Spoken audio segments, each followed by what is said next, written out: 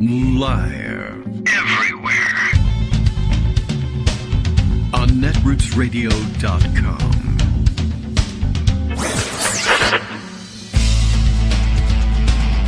David Waldman. Kagro. In the morning.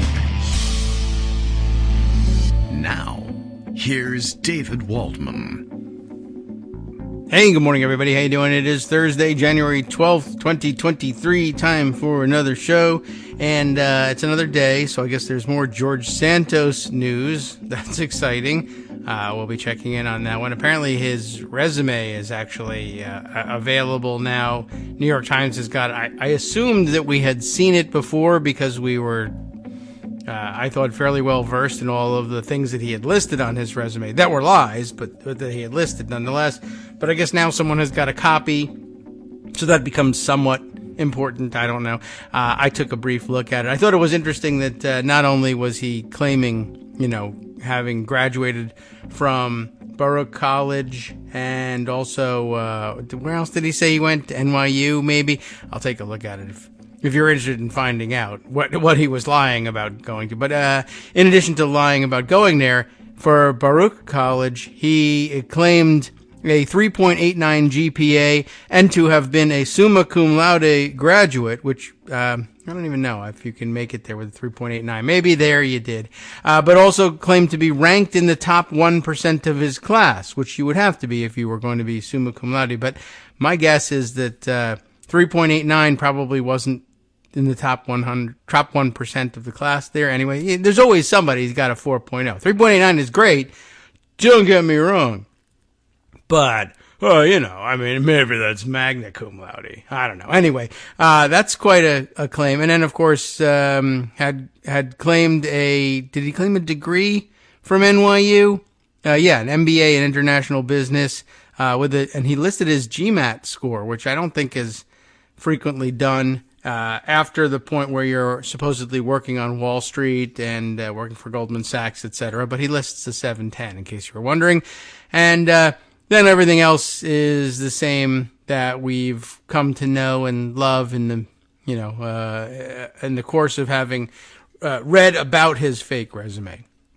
So I thought that was kind of interesting and worthy of about 5 seconds of note. And so we've given it that. There's lots more. As it turns out, the news folks probably having a field day. I understand that it was the case that a second batch of classified documents were found somewhere in, I guess, the same office, maybe, same Biden office, although really, second batch is kind of like, if it was in the same office, I'll read up on it and we'll talk about it. I'm sure Greg knows all about it by now, even though it's not much of a story, or hasn't been to date. Although, Republicans doing everything they can to make something of it, calling for a special prosecutor to look into it. Okay, Greg says it was in a different office. That makes more sense. It's more of a headache. You don't want that. Although I did see somebody say that one of the other differences that we didn't note yesterday was that throughout the time during which he I guess was at least technically in possession of these documents, whether he actually knew they were there or not, maybe, but it's even so, assuming that he did, I understand he maintained his security clearance throughout that period of time, whereas Trump, not trusted with the things and, not entitled to have them. And, anyway, you're not supposed to have them either way, but once again, the crime is not giving them back once asked.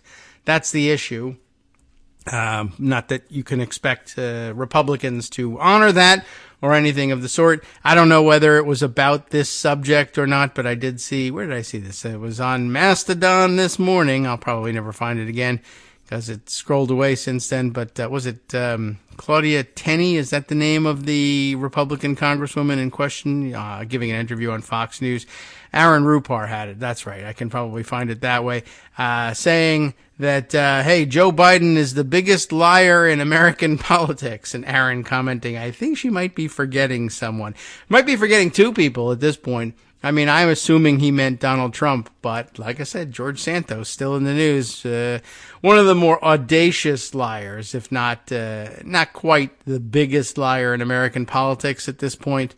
But he's working on it, and he's accelerating very quickly, and I'm sure we'll catch up and surpass him at some point. Now, I wanted to go and take a look at Aaron Rupar's feed to find out if I could see that thing, but of course there are 19 of them. That's one of the problems I'm having with Mastodon is people have 8,000 different, especially these journalists who transferred over from Twitter have, for whatever reason, maybe they established an account at an instance and then decided a different instance was better for them and moved, but it's still out there. 3 of them carry his avatar that he uses. So there's one on Journa host, there's one on Instinct something, and then the Mastodon online. There's like 15 of them here. So I really don't know which one, but I think he's been using this one lately. Let's see, is this one? All right, well, he's using this one at least 27 minutes ago. There it is, Claudia Tenney, that's right. So I have the name right anyway. And to prove it to you, I'll provide that to you with a link later on. I guess the other big news that has me thinking, even if it doesn't have you thinking yet, and I saw Justice send me one of his usual check-ins to let me know that the sound was A-OK, or 5x5, as these radio types say. His note about, so they're not going to take our gas stoves. I have to work on this at home. I understand. I've known for a while that health experts have been saying, yeah, the gas range is not so helpful for indoor air quality, not so healthful for indoor air quality in our homes, and it does make a great deal of sense.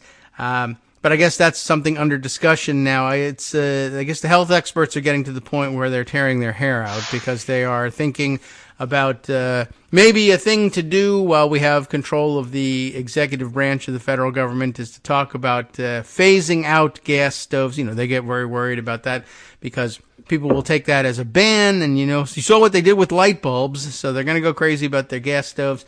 But I understand these electric induction cooktops are supposedly fantastic, and the cooks who used to swear by cooking only with gas are saying that the stuff is the induction cooktops are A-OK and pretty good for precision control of heat, et cetera, et cetera. So maybe that'll have to go on the list at some point if it doesn't kill us first, because we do the show here in the kitchen. So, how are you feeling, Greg? Feeling just fine. There's a couple of things about that gas stove stuff. Okay. Firstly, it's real.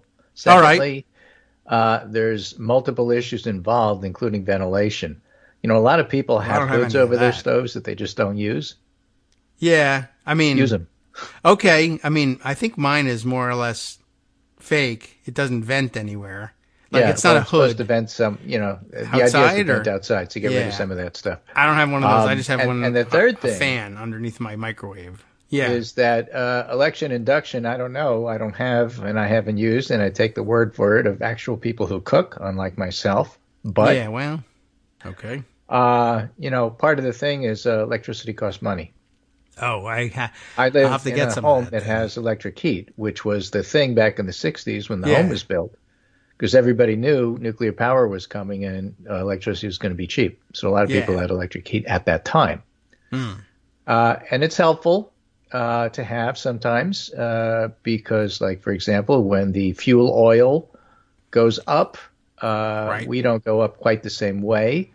When it goes down, we don't go down quite the same way. We've had big hikes in electricity bills because utilities say they lose power so much that I had to get a generator and they have to clear trees, so you got to pay for that, and so on and so forth.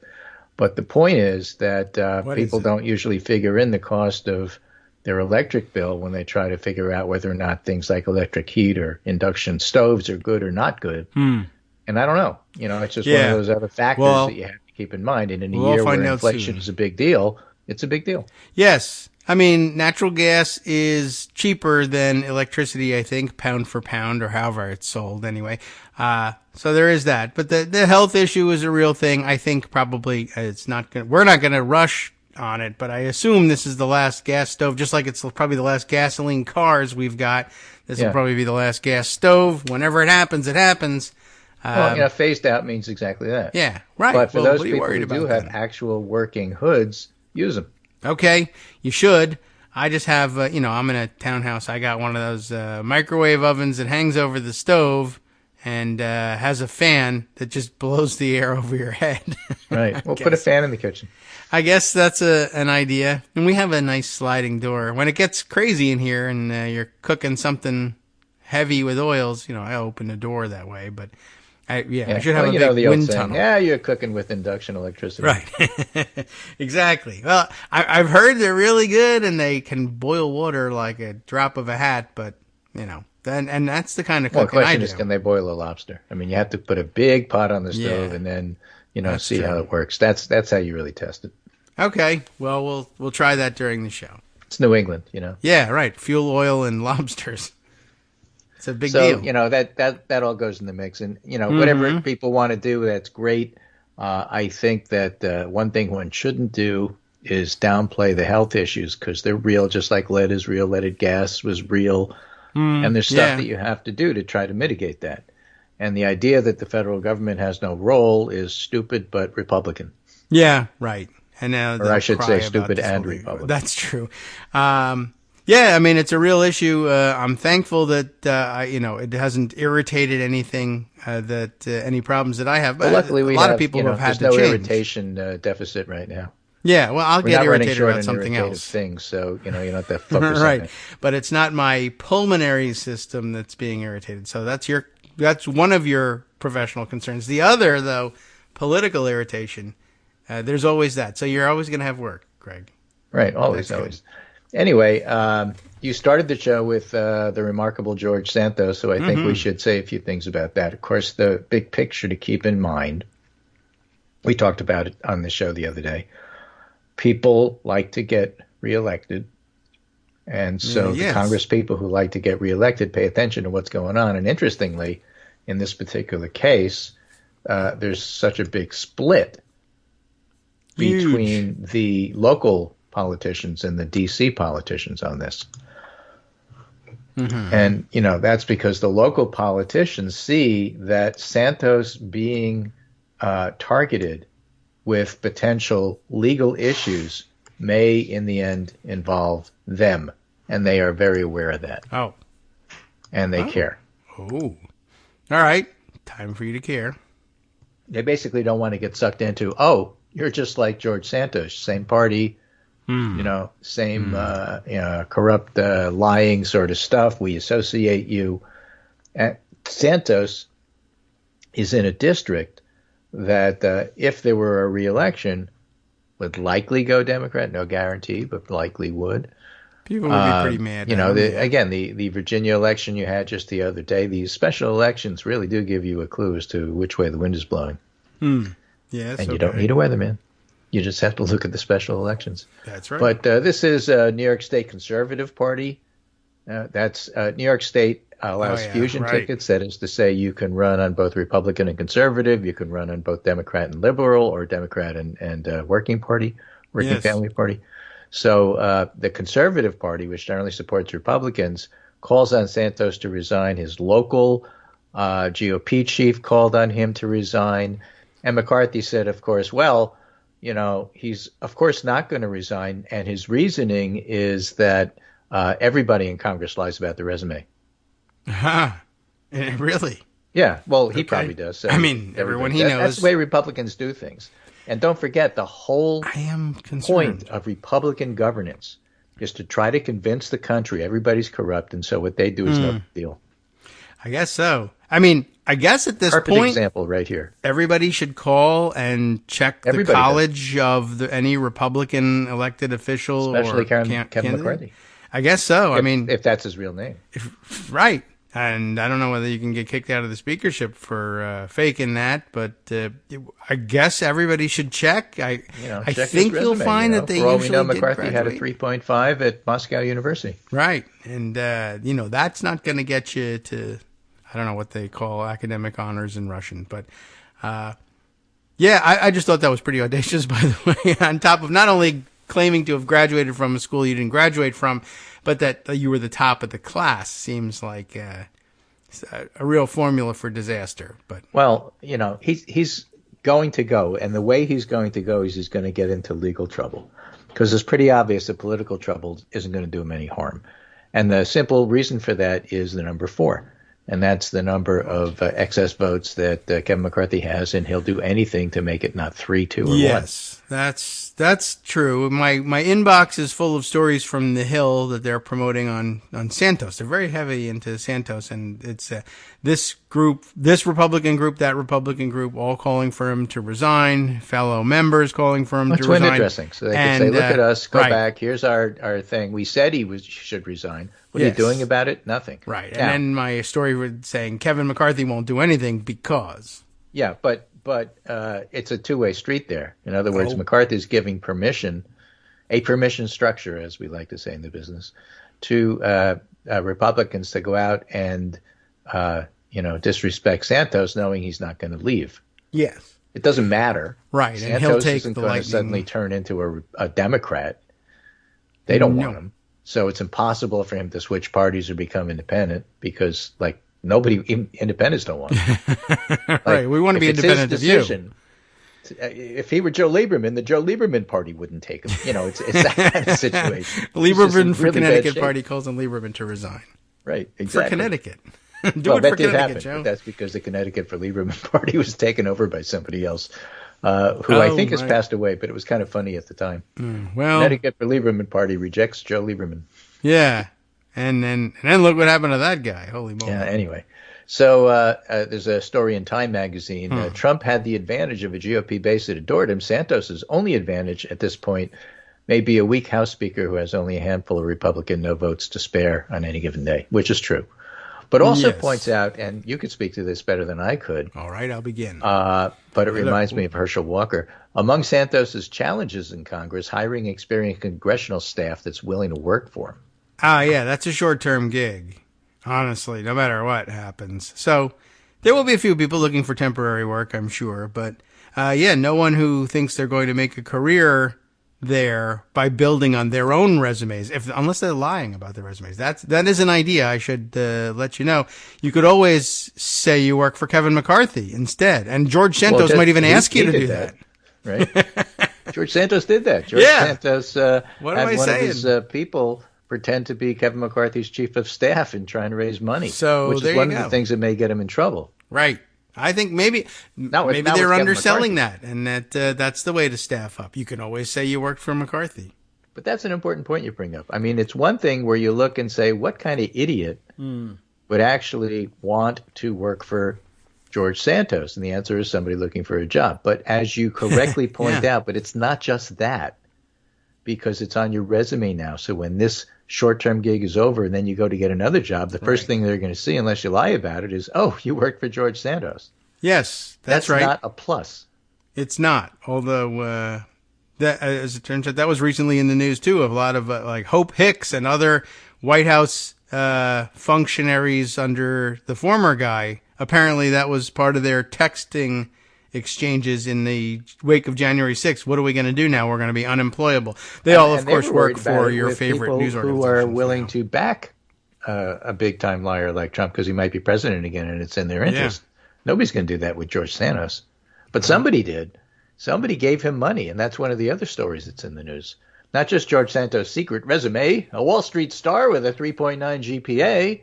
The other story in the New York Times is the mysterious unregistered fund that raised big money for Santos. A review of records and newly uncovered documents reveals that efforts to elect George Santos may have run afoul of campaign finance rules. Whoops. And this is probably, I haven't completely read this story yet.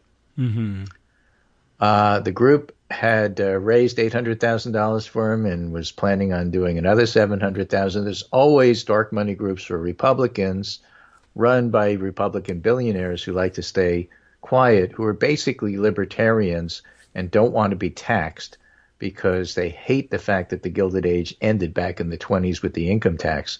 They're trying to reverse that even now, and they will support any Republican under any circumstance on the theory that once Republicans get into Congress, they'll do things like try to get rid of 87,000 IRS agents. Yeah, which don't. And somebody has pointed out, the Republicans claim that these 87,000 people will come for you and your taxes. But in fact, the opposite is true. If you do not have enough staffing, the people you go after are the easy ones. Yes, you. The ones who filled out TurboTax. Yeah. not maybe 72 did it wrong, lawyers working for them. TurboTax set you up. They'll go after you. If you want them not to go after you, get those 87,000 and sick them on the people who hire the 78 tax lawyers. Yep. That's the better plan. So you should go for that. And by the way, no 8.9 or 3.9 GPA. You don't round up GPAs around here. That was a 3.89. Don't try to sneak past the 3.9 threshold. Yeah. Well, They gave him they did him a favor on that one. Well, anyway, he was making it up anyhow, which is interesting that he would say 3.9 sounds like I'm making it up. 3.89, who would claim that? Maybe that was the strategy. I can't comment. I went to a school that used a 5-point scale. Oh, well, okay.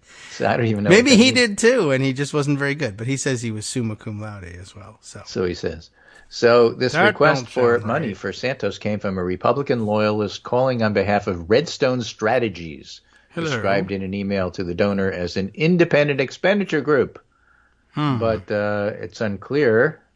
It sounds like a consulting The FEC firm. says there's no evidence that Redstone Strategies was registered as a political group, and they don't appear to be any records documenting its donors. That could be a problem. Yeah. That might get you a $50 fine and a slap on the wrist. Well, if there's no deadlock at the FEC, that is. Yeah. So I don't know. That's how bad Santos is. He might not get the benefit of the deadlock. They might say, you know what? Find this guy. Right.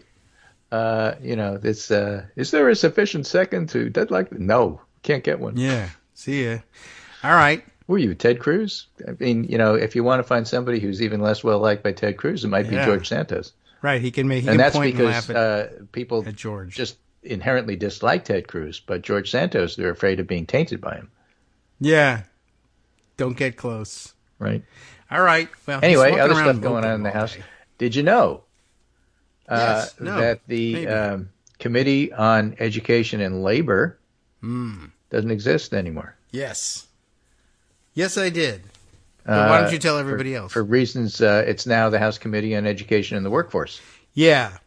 This is something that they do. Republicans do this all the time whenever they lately have taken over control. Why didn't they just call it the House Committee on banning books and indentured servants and just call it what it is? Yeah. Well, I don't know. I don't know why they hate the word so much. I guess it's connected with organized labor, but it doesn't say organized labor. It's just labor. I mean, that's what you do when you work, but not them. I guess they're like collecting dividends. The House Education and Collecting Dividends Committee. Well, but it's weird because they want to identify themselves as the party of non-college whites. Yes, but they don't labor either. They just I don't know what. Well, they sure go to they MAGA do. rallies. Just ask them. I mean, that's they what's say so bizarre they do about it. The GOP in Washington can claim that they That's had nothing point. to do with labor, but farmers like labor. Yeah, they just I guess they work really hard. Feel like that. Dawn to dusk, everybody knows it. Yeah, they certainly have to do the work of won't 50 stop people, telling you. And you're saying that my labor doesn't count. What are you saying? I'm saying that you're not allowed to call it labor. You can just call it hard work. That's different. I'm surprised they didn't go to that. The Education and Hard Work Committee. Right, but apparently, you're correct, of course. Not apparently. I knew you were correct, but it turns out obviously the Republicans did the same thing in 2010 and in 1995. They did. They removed labor. They just like doing that. They really just hate the word. I always find it amusing because every time it happens, some 25-year-old reporter says, "Can you believe they did this?" And yeah. I didn't doubt you, but it says it on the internet, so it must be true. It is absolutely true, and it started with the Gingrich thing. Their gang did it too. They had all sorts of changes they wanted to make to the names of things, and then they stole all the money. They think they're the elves? They're the ones that get the name stuff? I guess so. That's their prerogative. They can do that. It's just weird and petty, and it's strange that they continue to try to do this. And you're right. I mean, you make a good point. Like, what are you so afraid of? I thought you were now trying to be the party of the people who work hard for a living. But and they know what labor means. I'm certain of it. Yeah. Well, you don't have to be a college graduate. It's graduate. too communist. Yeah, I guess that's basically what it is they just think of organized labor versus we just like people to be disorganized and labor. In other news, the core inflation reports are out, and it's running at 3.1% annual rate, which, according to Neil Irwin, is a little on the hot side, but hardly crisis level. In fact, 7 is really bad.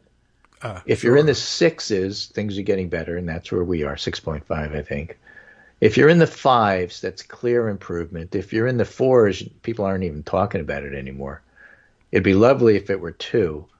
But it's really coming in at 3.1 annual, which is good. However, I mean, there's good news and bad news in the report. The very good news is that 6 months of moderating inflation, and this month, December 2022, compared to last year,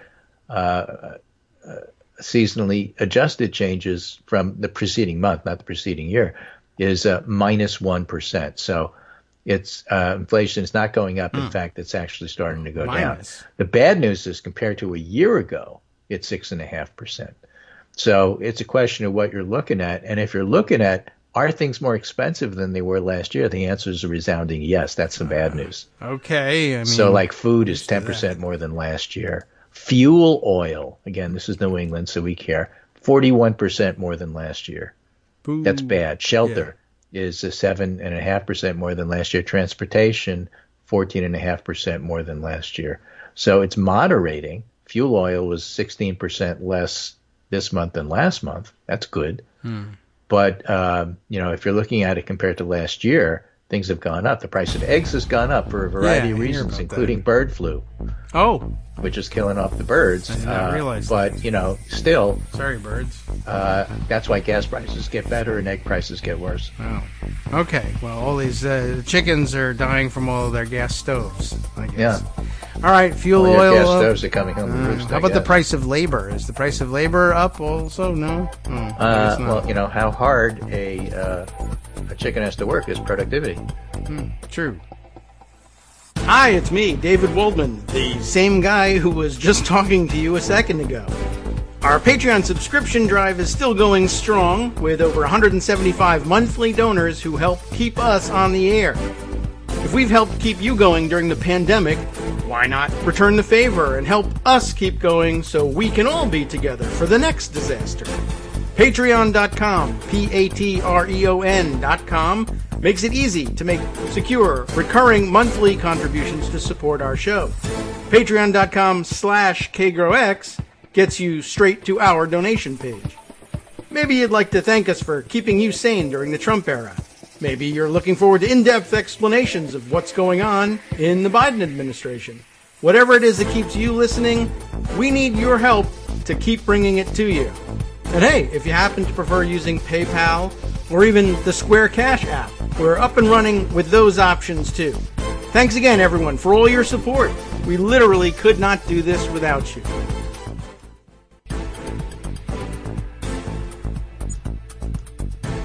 All right, welcome back now to the Kagro in the Morning Show here on Netroots Radio. We continue on with our march through the news. You have more, so we're going to keep marching. There's always more. All right. Did you know Elvis Presley's distant cousin, Mississippi Public Service Commissioner Brandon Presley, as a Democrat, is running for Mississippi governor? I didn't know any of that. It's a good excuse to remind people just how awful Tate Reeves is. Yeah, well, he's amassed a record of horrors. Or Tate Reeves are. I'm not sure what the plural is there. Tate's Reeve, we call Tate's it. Reeve, right. Still there. And Mike Pence, 2024, speaking of running. Oh. Kevin Barron notes, if you thought Jeb 2016 was boring, out of touch with nothing to offer, you'll love Pence 24. Pence 24 comes up because Mike Pence says, whether I run or not has nothing whatsoever to do with Donald Trump. I don't know if I'll run, but the one thing I do know is nobody will make that decision for me, or words to that effect. Okay, I guess that's probably true. No one will make the decision for you. All right, okay. Yeah, can you imagine? No one was trying. Yeah. And that's probably true. Probably nobody will make the decision for him, except for his donors. His donors will make the decision for him. I guess so. Indirectly. But, if you want to try to embarrass yourself, it's up to you. Right. Nancy Mace and other so-called moderates who vote the way McCarthy wants while making noise beforehand that they won't, except they always cave, is now making noise about GOP abortion bill. She says, we're racing to the fringes. I have a colleague in the House right now that wants to bring a bill to the floor that bans all abortions with no exceptions. What are we doing here? That's not where 90% of the country is, especially Republicans. So if it comes to the floor, obviously she'll vote for it because, that's what they do. But she'll be very troubled. But those are the sorts of things that actually could peel off a few votes. So again, that's why George Santos is so important to Kevin McCarthy. Now, this is a look at not Mike Pence, but one of the other people running, Ron DeSantis. Greg Sargent had a piece, and when he tweeted it out, he said, it's lunacy that Ron DeSantis can hijack the national debate with dumb stunts like Martha's Vineyard. This year, Democrats have to grab control of our big debates. I talked to Democrats who are winning in the border region about how to counter MAGA agitprop. And there are a lot of border state Democrats. Yes. Florida, I don't include in the border states. DeSantis includes himself, right? But I don't. So this column is defeat Trumpism, stop letting MAGA stunts drive the debate. Here's one idea. Democrats should find ways to elevate the voices of lawmakers from southwestern and border states on the issue. These are mostly dynamic, relatively young public servants who can speak from direct experience. Why don't we hear more about them when Republicans roll out their stunts? And I am pretty sick of hearing from Greg Abbott. And I don't see why everything he says has to automatically, instantly be covered. Talk to Ruben Gallego from Arizona. Sure. Who grew up in a border community. Yeah, and then Mark Kelly, who defeated Blake Masters on the issue, or Catherine Cortez Masto, who defeated a Republican who trafficked in the Great Replacement theory. Yes. Talk to folks like that. And that's part of the problem. Cortez Masto told me the media are focused on the antics of the extreme right. As Ben Ray Lujan from New Mexico put it, the DeSantis-Abbott approach seems to get the attention of broadcast news because of how hateful their actions are. You know, that's a hidden plus for Democrats that help win them the midterms. But still, as a Democrat strategist Simon Rosenberg, now elevated because he was right about the midterms, points out the 4 border states are represented by 5 Democratic senators and 2 Republican ones and by 3 Democratic governors. Big gains in the Southwest are one of the party's biggest political success stories, and I have more on that. Shouldn't the immigration debate reflect this? Shouldn't and the answer is yes, it should. Now, Taniel's pointing out Democrats' new gain in Virginia, which we talked about on the show yesterday, I believe, comes in the heels of the stunning results in November in legislative races. Now, we're talking about state races here, where they defied history by holding the GOP to 22 gains nationwide. Usually in a midterm, the out-of-power party, out of the White House power party, gains 200 to 600 seats. Oh, okay. And the GOP won 22. All right, so 10% of the usual take, huh? Yeah, that's pretty darn good. And that's like special elections. Oh, well, it doesn't mean anything. Actually, it means a whole lot. Yeah, there was supposed to be a red wave. Right. Not just nationally, not just in Washington, but also across the country. It not only didn't exist in the House, which is why we're talking about George Santos so much. Right. It also didn't happen in the states. Well, good, because we're made up of states. What does it mean? It means that it should have. It's the off-year, out-of-party time, and they are so extreme they're just not getting it done. And that's why Kevin McCarthy's, I finally corralled everybody to get the votes because I got concessions that I gave. I didn't get concessions got concessions I gave to the right wing. And, of course, the so-called moderate part of my party always caves. So I'm getting it done. Look at me. And what he's forgetting is that doesn't necessarily carry over to the next bill. And at the same time, it does carry over to the next election where, he's going to have a problem. And how do we know? Because he had a problem in 2022 and he has a problem with specials like Virginia. Yeah. I mean, he probably doesn't consider that special in Virginia his problem, but, you're the head of the party now. Right. So Bolts Magazine, Daniel Nichanian, or otherwise known as Danielle, on Twitter. In legislative elections, Democrats defied recent history. The GOP seat gains are minuscule by the standards of past midterms. A state-by-state analysis by Bolts Magazine finds, and only Democrats flipped chambers. Oh, okay. So that is pretty cool. Yeah. Ballot notes more Americans now live in a Democratic trifecta than a Republican trifecta. Trifecta meaning House, Senate, and governor in a state. Virginia, SD7 flips parties for the first time since 1991. And they have a really interesting chart showing that the Republican trifecta lead came about around 2012, so during the Obama years. Okay. Which I take as a reaction to the fact that a black man was in charge. Because up until then, it was common for there to be divided government, House to one party, Senate to another, or House and Senate to one party, governor to another.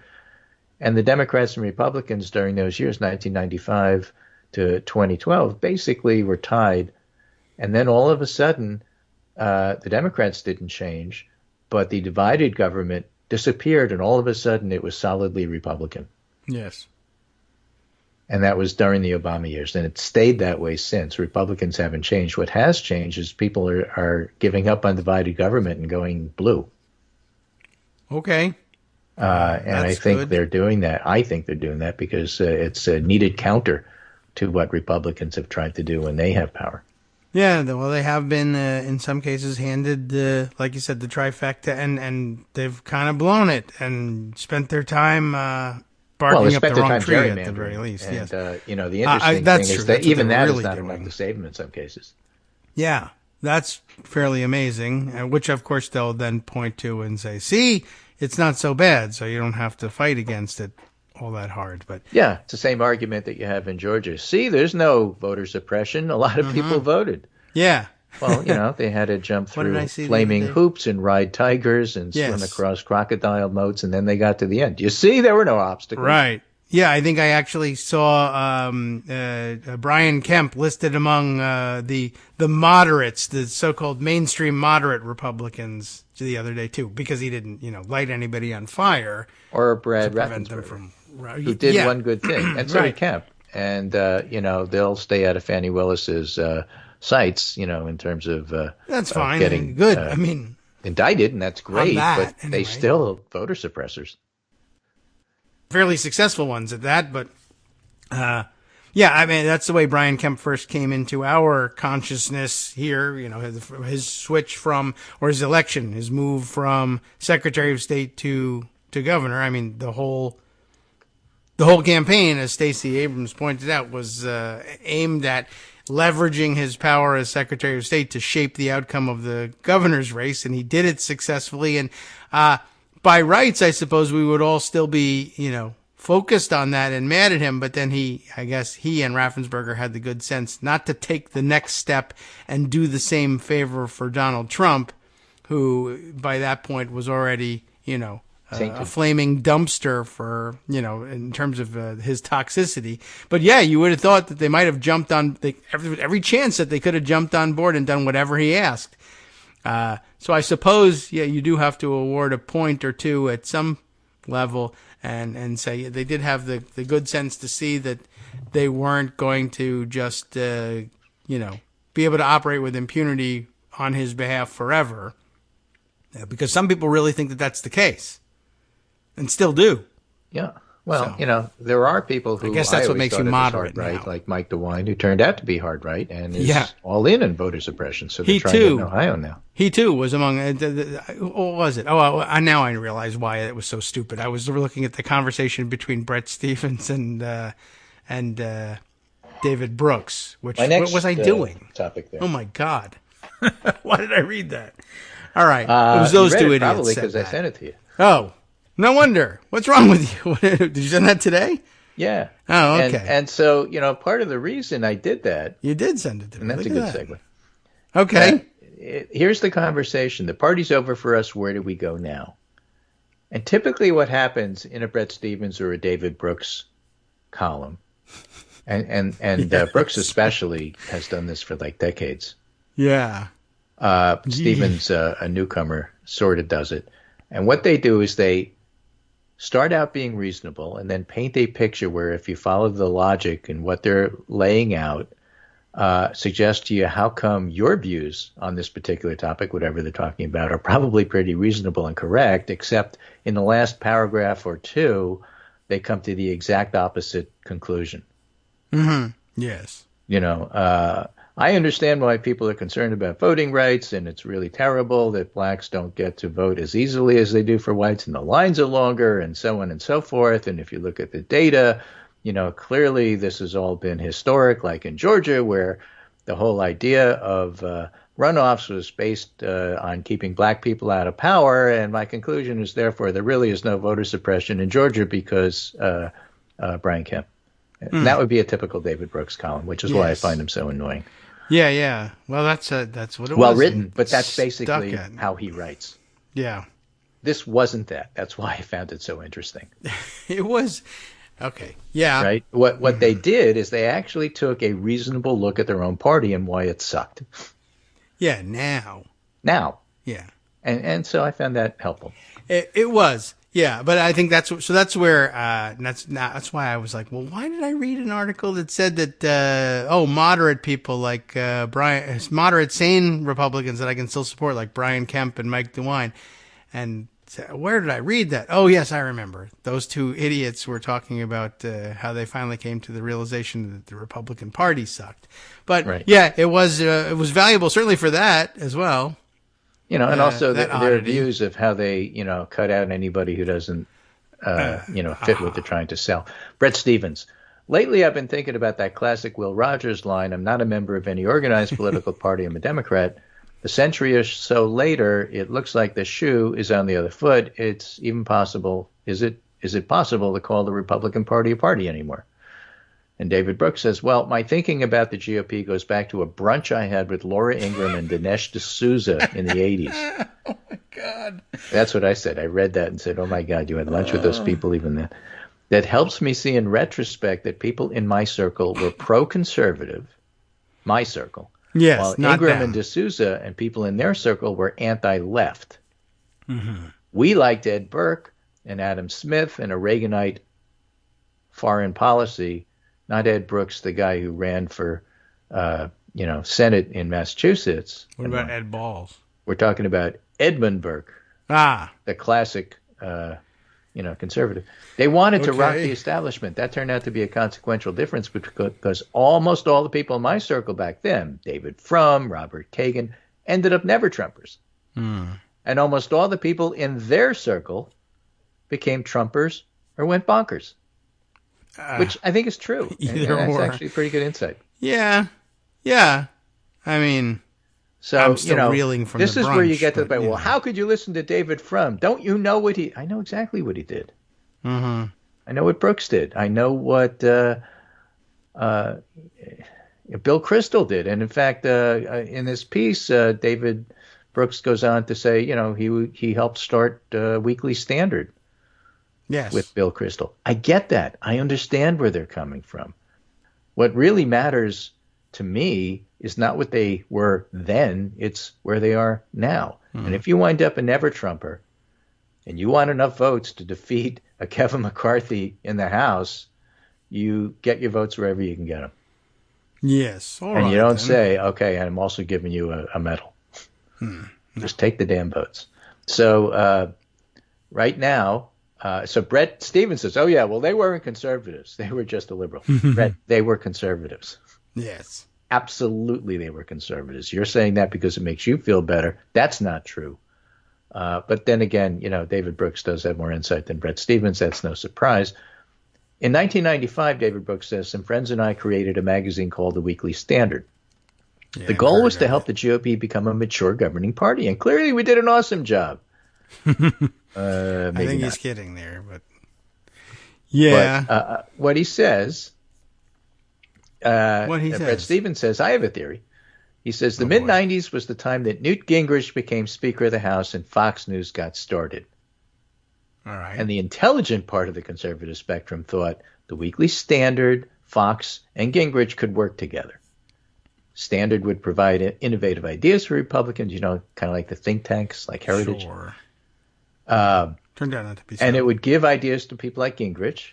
Gingrich could implement them, and Fox would popularize those ideas for right-of-center voters. That's the way it was supposed to work. But it turned out the popularizers turned into angry populists, like Tucker Carlson. Yeah. And the populists turned on the intellectuals. Poor us. Yeah. Boo-hoo. I can't believe the leopards ate my face. Exactly. That's why I thought it was really interesting. You know, he's saying it without realizing he's saying it, but he's Brett Stevens, so of course he doesn't realize it. Yeah. And David Brooks says, look, I think I tell a similar story, but maybe less flattering to my circle. Now, that part wasn't very flattering to his circle. So if this is even less flattering, I'm in. Let's see what he has to say. All right. The people who led the Republican Party, either as president, like Reagan, through the Bushes, members of Congress, like Jack Kemp and John McCain and Paul Ryan, or administration officials like Dick Darman, remember him, Condi Rice, believed in promoting change to the institutions of established power. They were liberal internationalists. And then the establishment got discredited because of the Iraq War, the financial crisis, the ossifying of the meritocracy, the widening values gap between metro elites and everybody else. And all the people I regarded as fringe and wackadoodle, like Pat Buchanan, Donald Trump, and anybody who was associated with CPAC, rose up on the wave of populist fury. That's true. They never got rid, like William Buckley did, of their wackadoodles. Yeah. Buckley carved them out because he saw the threat. And in fact, the establishment types never carved them out because by that point, they realized they need them in order to win. Yeah, it's too easy to rely on them for Now, victories. This completely leaves out the rise of Christian nationalism. Because they assume that people are conservative because they believe in conservative values. Well, what conservative values are those? Well, the South shouldn't have lost. America's a hellhole. I don't know. That one? You know, everybody likes a story, says Brooks, in which the little guy rises up to take on the establishment. But in this case, the little guys rode up in a wave of know-nothingism, mendacity, an apocalyptic mindset, and authoritarianism. And within a few short years, somewhat Hamiltonian party became a Jacksonian one, with a truly nihilistic wing. Also true. So Brett Stevens winds up defending Andrew Jackson. Because he's Brett Stevens. Sure. Because at least Jackson opposed nullification. Yeah. By the way, two duelists. Great polls to be bouncing back and forth between. Speaking of, what has happened to our democratic traditions in this country? We're resorting to violence to settle our political differences. Oh, you mean like Hamilton and Jackson? Yeah. Huh. Exactly. I wonder. So after many years, David Brooks says, of the GOP decaying, the party's institutional and moral collapse happened quickly between 2013 and 2016. And so you went from McCain to Trump. And, that point, I think, is always well taken, because the fact is that Republicans look a lot stronger than they actually are. They look a lot stronger because they're supported and propped up by the media, including Fox, but also the New York Times. And we know they're not that strong because then the elections come and they wind up losing. Okay. So could it all of a sudden, we went from Trump to Trump support collapse? Absolutely we can. It's decaying from within. So don't be surprised if that happens. Doesn't mean he can't win, but it means he probably won't. And if he does fail, he'll fail spectacularly because he's really good at that. Right. And who knows? By the time he runs again, he may claim to be a summa cum laude graduate of Baruch College. So David Brooks asks I think an important question that people wonder about. Where does the GOP go from here? We know where it goes. It goes harder right and then collapses.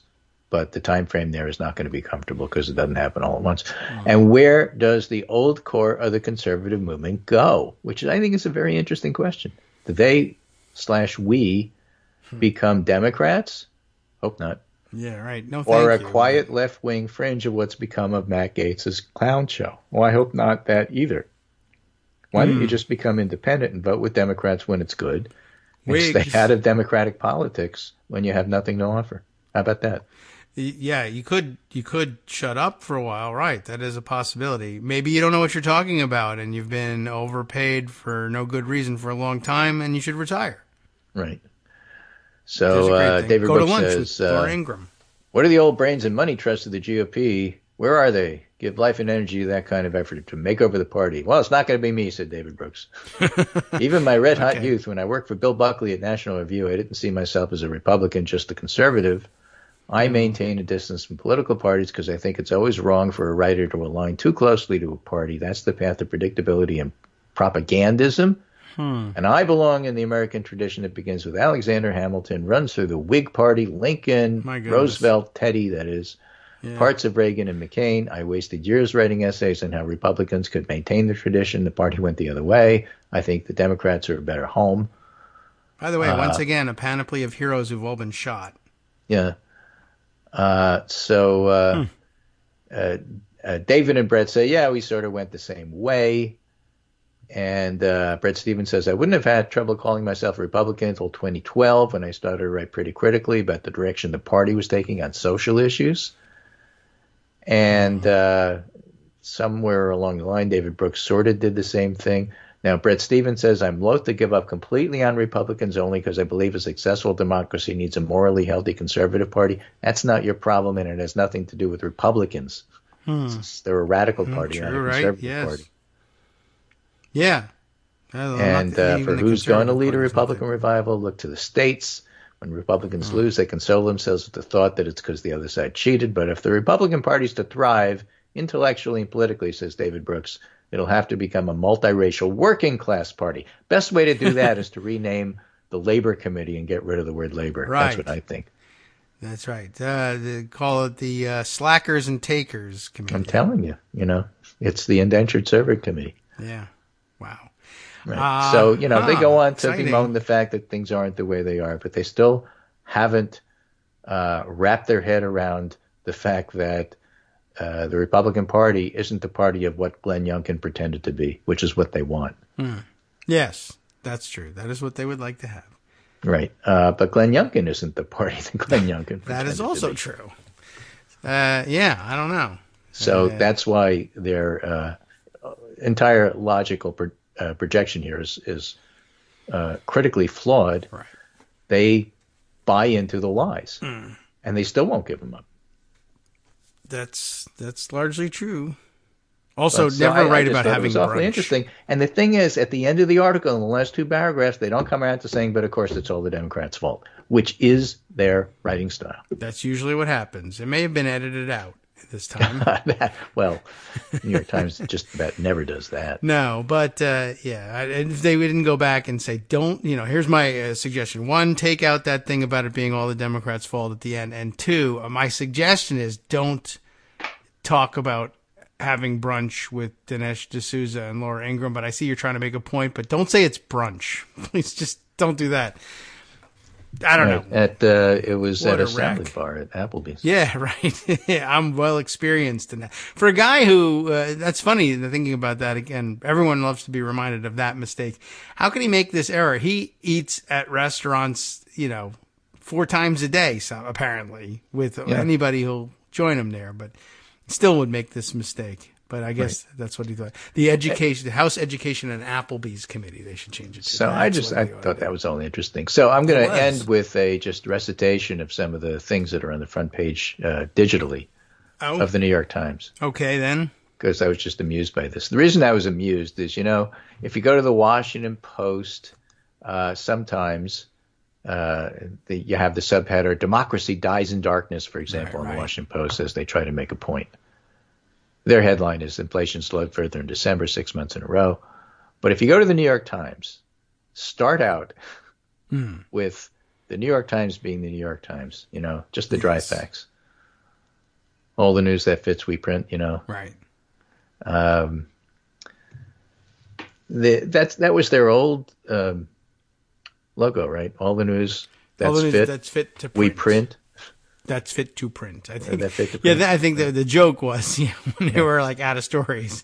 Yeah, all the news that fits we print. Yeah. But now you go to the New York Times and over to the left it says Thursday, January 12th, 2023. What a dumb logo. Today's paper. Yeah. Today's paper.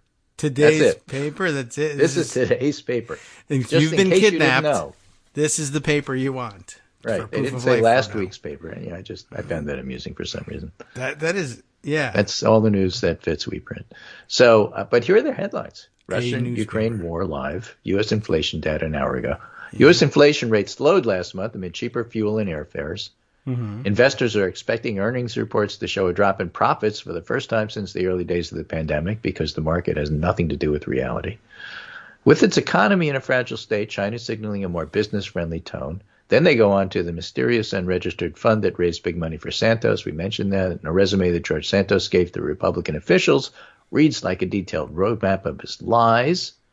And only then you have to scroll down. The next thing they cover is more classified documents found in another location linked to Biden. So that story's been knocked off the front page by all the other stories. I just thought that was interesting. That is, I would not have predicted that. I would have thought that would have been the top story. Yeah. It's not. Well, okay. I mean, maybe that's somebody learning. Washington Post. Inflation, Washington Post, democracy dies in darkness, I should add. Yes, Inflation slowed further in December, paper. 6 months in a row, followed by talk of prosecuting women for abortion pills, Royals' anti-abortion movement. Okay. California in-and-outs, eastward expansion into Tennessee. That doesn't seem like news, but okay. And only then did they get to second Biden search yields additional classified documents. They're not making a big deal out of this story just yet. Okay. Which is good for them because yes, they should cover it. It's newsy, but no, it shouldn't be the top story because it's not that newsy. Yeah. Right. Well, good. So far, so good. We'll hope that they continue. I'd like to get some more news about whether or not certain hamburger chains are in various states, but I'll just wait on that. I think one a day is fine. Yeah, well, In-N-Out is a California chain. Right. Basically, it's Today's a high-class McDonald's. Is it high class? Yeah. Excellent. All right, well, then I can go there. With Dinesh cheaper than D'Souza. Five Guys, but not as good. Okay. All right, yeah, well, Five Guys is better. That's for the working man's hamburger something. I don't know. All right, well, it's been interesting, that's for sure. And thank you for sorting through that Jackson column. Hole. That's my favorite. That's a New York chain. Oh, all right. Well, absolutely delicious. Let me know when it gets to Tennessee in tomorrow's paper. Yeah. Anyways, thank you, Greg. Somehow or other, I've wasted another hour. I don't know. It's true. But, I will see you next week. It was easy to do, and we enjoyed doing it. Very good. Thanks, and we'll see you on Monday. And yes, remember, this is exactly how breakfast with David usually goes when we get together. Right.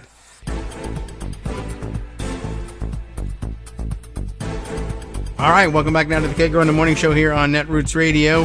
Today's show, that's our new tagline, which I guess is only slightly better than a newspaper. So I don't know what that's supposed to mean. Obviously it's today's paper. You're always going to print that. I don't know. It almost feels like an inside joke of some kind. Except I don't get it. I must not be inside enough. Okay. Well, let's see.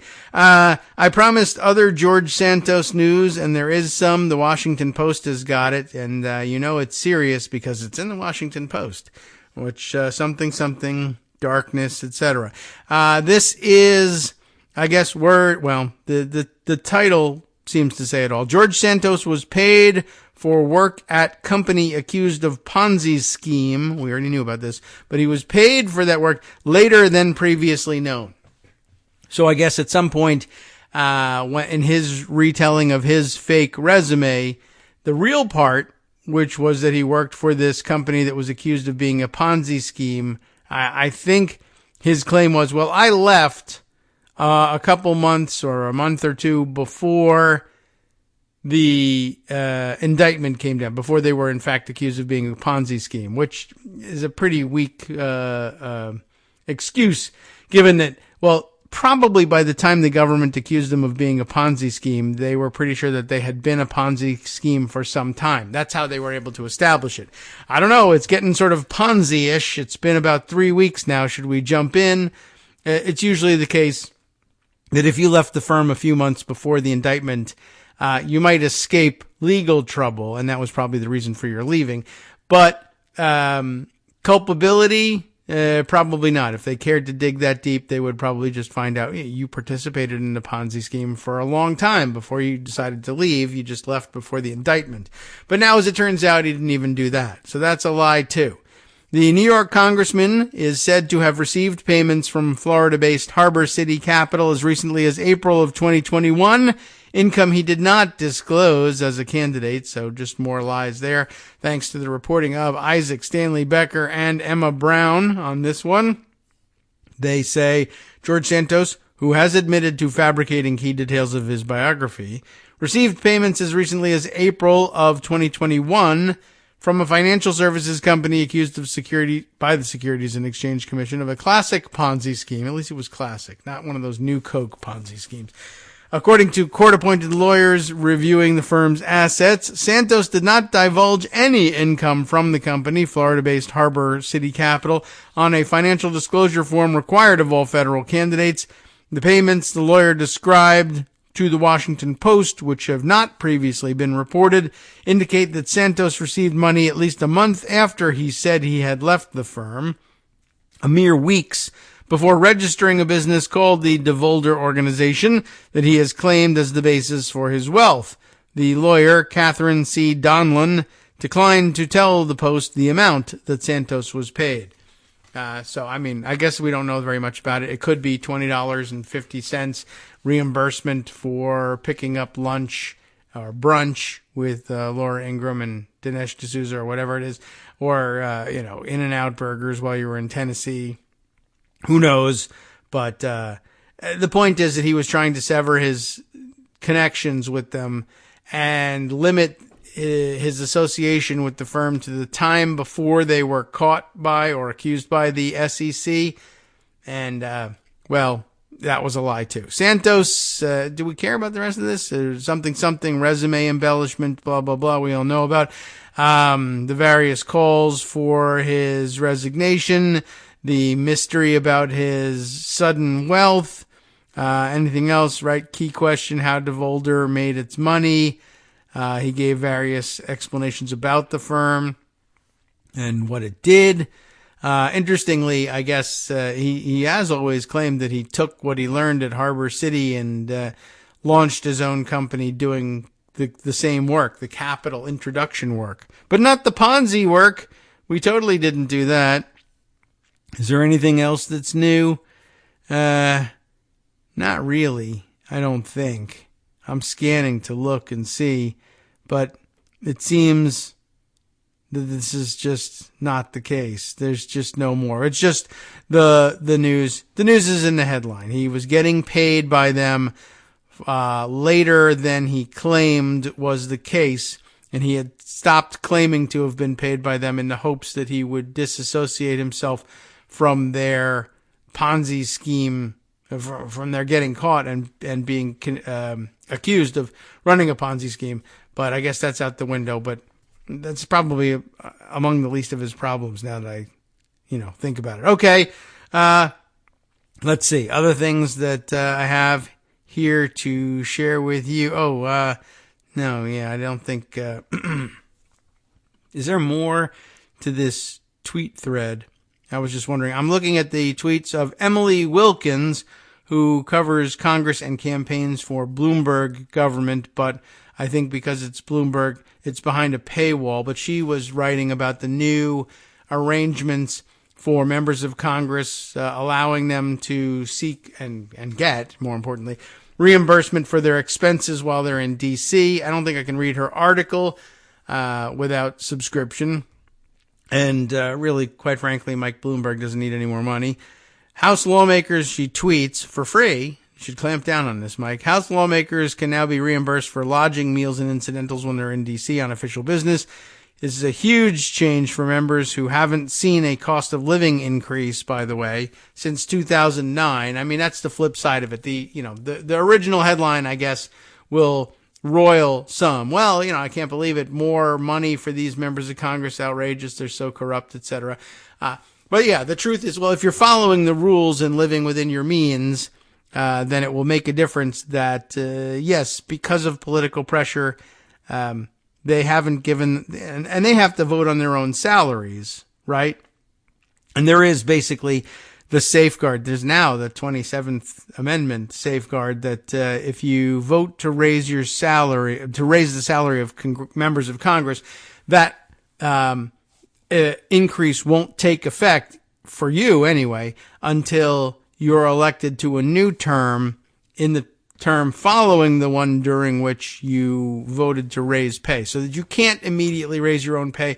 And it's not a direct, will you pay yourself more money? It's I'll pay Congress more money starting next term. If I get elected again, then I get that money. But they did have that distance built into there. But, they know that the optics of a pay raise for Congress always looks bad. So it's very difficult to get them to do it. And it's a tough vote whenever they do. And it's few and far between. So no cost of living increases since 2009, despite the fact that, all of them are campaigning on the fact that the cost of living is constantly rising. Anyway, what's free on this news is that Emily keeps tweeting about it. This is a bipartisan change. It was approved during the last Congress and is now being implemented in this Congress. So it's not something you can lay at the feet of Republicans. And I guess that's why I didn't spot it in the rules package or anything like that. I thought I must have missed it, just scanning too quickly through it. But no, it wasn't a Republican rule at all. And I imagine they love to have the money and to have the benefits, but they probably wouldn't have voted to do it. They would have just, said, well, we'll just continue to cheat and steal money from lobbyists instead and make up the difference that way. Leave it to the Democrats to do the heavy lifting of actually raising congressional salaries and compensation above board and in full view of everyone. And but why they should be so scared, I don't know. Just given the fact that this was in full view of everyone, it's just nobody cared until the change was actually implemented. So you should probably keep that in mind if you're a member of Congress voting on something like this. And of course bipartisan, but that won't stop Republicans from saying if they get bad press about this and people assume that Republicans did it, they will point the finger immediately and blame Democrats and say it wasn't us, it was them. You joined them. It was a bipartisan change. Yes, but there were more of them than there were of us at the time, so it's really more their fault. Well, anyway, that was one of the recommendations to come from the Bipartisan Modernization Committee, which I didn't even realize was convened and doing any work. But anyway, is this going to give us this? I don't think that... Oh, yeah, look at this. The article on members being reimbursed for lodging, meals, etc. is now outside the paywall. How exciting is that? So exciting that I will click on it and read it to you. A smart move by Bloomberg News, because now they're getting their reporting included in the world-famous Kagro in the Morning News Roundup. Emily Wilkins, gold star for you for writing this. U.S. House members to save thousands with new payment for D.C. costs. How do you like that? We have it reported this way. House members can claim reimbursement for, lodging, meals, and incidentals this year. A major change for lawmakers who have struggled to keep a residence in both their district and in Washington. Or maybe not even in their district, like if you're Mark Meadows, you just rent a shotgun shack in the mountains there and say it's your district. Anyway, a member and 3 senior congressional aides confirmed the change on condition of anonymity. I mean, you don't have to be anonymous. We know you're going to get this money. Anyway, this as guidance is still being hammered out. So, okay, they were jumping the gun.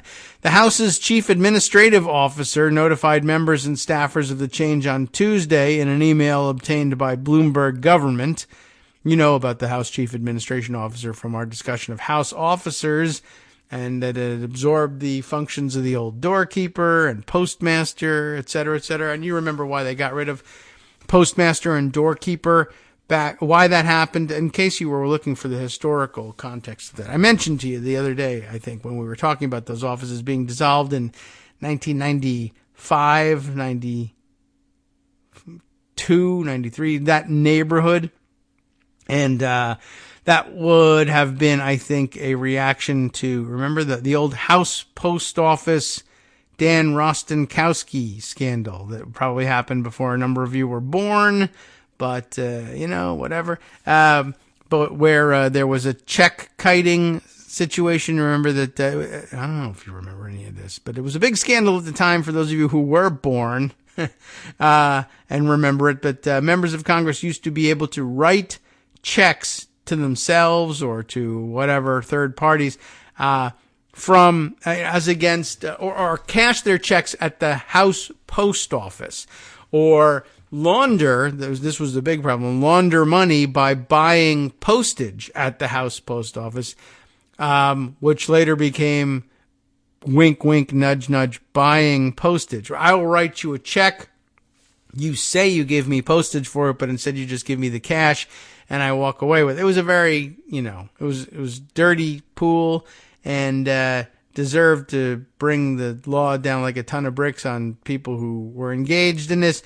And part of the reforms then were, well, we'll get rid of the house post office and the house postmaster, and while we're at it, the doorkeeper, and create this new position, the general or the chief administrative officer. So that's why the CAO also has control over these rules about who can convert what kinds of money into personal reimbursement funds. All right. There's your history lesson. Reimbursements for members are limited to when they are in Washington for official business and are capped at a daily limit determined by the General Services Administration.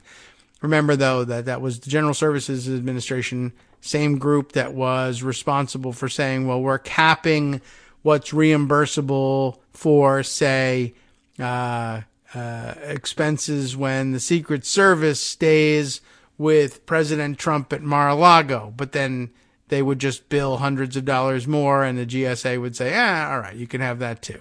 So the caps aren't necessarily that hard. Maybe these will be harder.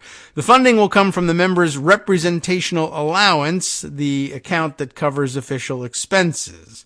So it will be somewhat self-limiting for members who care about such things, because it competes with other important priorities for that money. Now, some other members will be, well, the only thing that really matters is that I get my money.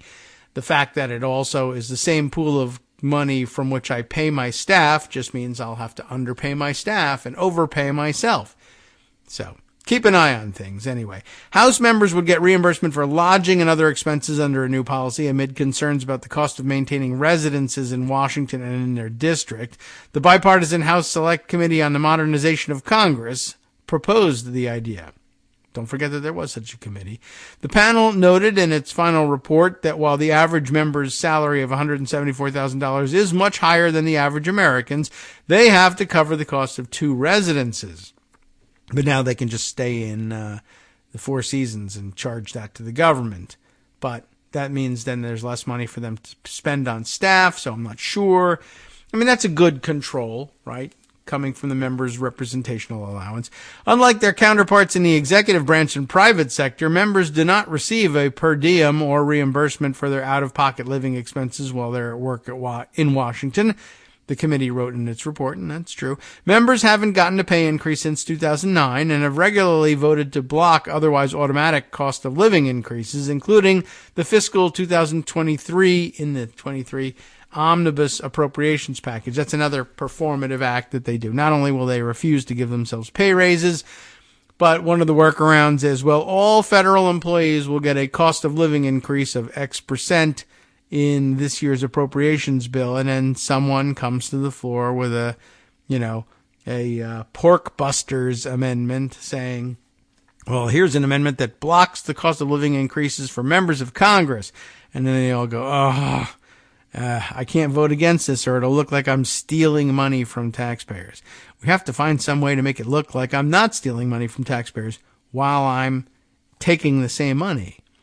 But anyway, some new members have discussed their challenges securing housing. This is a good point, too, right? I think, did we mention that this was going on? Representative Maxwell Alejandro Frost, a Democrat of Florida, tweeted about his experiences last December. Remember, now he's a member-elect in December and is coming to Washington to try to set up an office and get trained up in, the orientation and how to be a member of Congress.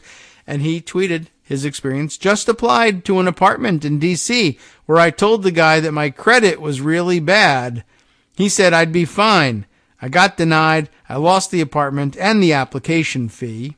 He wrote in one December 8th post, "This ain't meant for people who don't already have money." Yeah, that's true.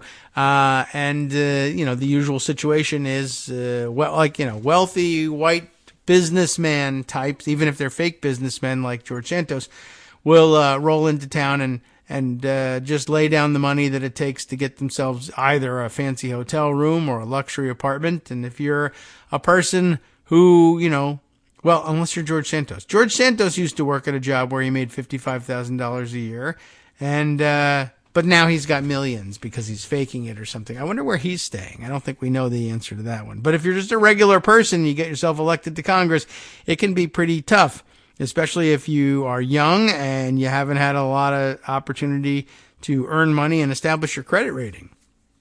So Frost later said that, quote, I also recognize that I'm speaking from a point of privilege because in 2 years' time, my credit will be okay because of my new salary. That's true. So at least it's on the up and up, or on the upswing, your credit. That's the good news. Let's see. Where else was I? Oh, yes, right. The House Administration Committee approved the reimbursement policy in late December with none of the lawmakers on the panel opposed. So unanimous in addition to bipartisan. All right. Well, that's interesting news on that front, and I thought I would give you the details on that. I got another message incoming from Greg here. Let's check and see what's going on here. An Aaron Blake tweet of some interest. Let's see what this is. New York has 11 GOP members of the House. Yes. 5 of the 10 not named George Santos now say Santos should go, as does the largest county GOP in his district. Okay, so some metric on who's asking him to go. We're now, there are 11 members, not counting Santos himself, who shouldn't have a say in whether or not he's being called on to resign. That leaves 10. 5 of the 10, that's 50%, now say he should go. Plus the largest Republican county organization in his district, which I think is probably Nassau County. And, I don't know that that's going to make any difference. Quite honestly, when it gets to 10 out of 10, and every Republican county in the district or the state could be calling for him to resign, and it won't make much of a difference to Kevin McCarthy anyway, whether or not George Santos falls into a fragile mental state or, takes them at their word and decides it's clearly time to make an exit. We will have to wait and see, I suppose. But, don't hold your breath. All right, let's see. Something I wanted to bring you the other day, Tuesday, when Joan was on hand. We made mention of this fact, but I guess it's time to take a look at it because this will probably be one of the early spending battles where the lines will blur a little bit, because the lines very often do blur over. Defense spending. This is a Politico piece. GOP, the GOP, prepares to battle itself over defense spending. And bringing back our old friend, the sequester. Sequester chatter reemerges as Republicans debate Pentagon cuts.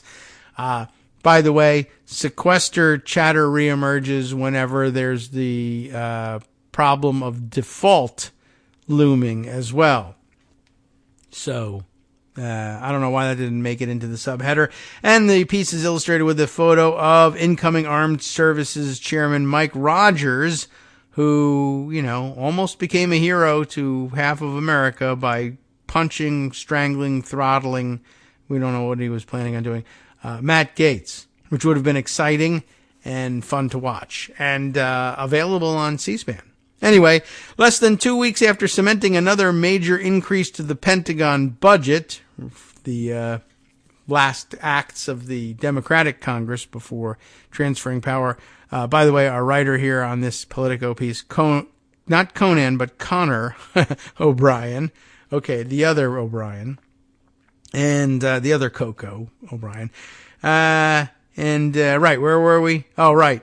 Lawmakers are now talking about going in the opposite direction from the increase in Pentagon budget, and are even raising the specter of across-the-board cuts that rocked the establishment just over a decade ago. Do you remember when? An emerging deal between Speaker Kevin McCarthy and conservatives who initially opposed his bid for the gavel looks to exact deep spending cuts. This comes amid a looming partisan fight over the debt limit, compounding fears that overall spending is poised for a return to automatic reductions known as sequestration. Those are worrisome. And you'll remember this will conjure up vague images of super committee and Simpson bowls and sequestration, and all of those things kind of go together. And cat food commission, as Joan catchily termed it, although I don't know, maybe that might even have come from somewhere else, but I thought in my mind that was popularized with Joan's use of it. Anyway, among the concessions McCarthy made to secure the speakership was a vote on a budget framework that caps discretionary spending at fiscal 2022 levels and aims to balance the federal budget in a decade. Yeah, right. Good luck with that one. The nascent pact does not make a specific commitment on defense spending. Many Republicans have sought to quash chatter on Pentagon cuts, noting they could instead look to make reductions from the non-military side of the ledger. That's their usual MO. But if the Pentagon is not spared, reverting to last year's budget levels would amount to roughly a 10% cut, wiping out a $75 billion increase enacted last month. And by the way, something on which a lot of Republicans campaigned, and went to military bases and said, you're getting these huge raises and there's going to be all this increase in Pentagon spending.